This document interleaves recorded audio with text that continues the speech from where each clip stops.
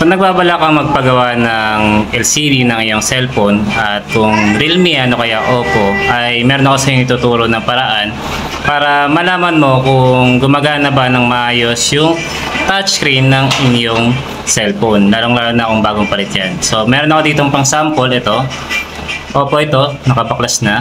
And mamaya ipapakita ko sa inyo kung paano yung gagawin. Kaya kung gusto mo nang malaman, panoorin mo to at sana makatulong sa iyo. Kaya para malaman ninyo mga boss, yan Oppo po ito.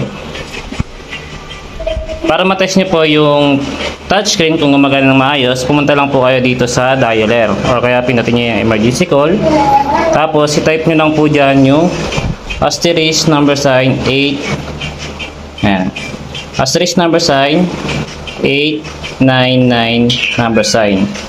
Pagkatapos mapupunta po kayo dito sa engineer mode.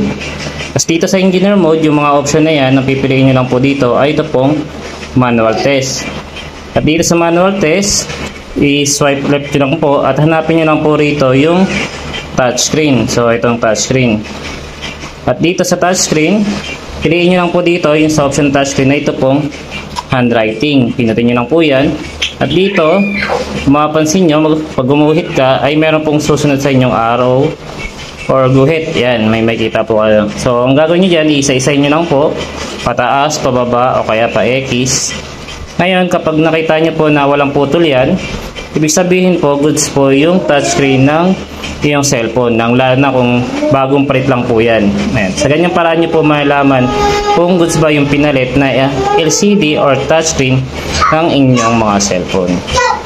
Kung nakatulong sa iyo ang video na ito ay isang thumbs up lang at thank you comment, ay masaya na ako. Share nyo din po sa iba at para din po makatulong. Yun lang mga boss, maraming salamat sa inyong panahon.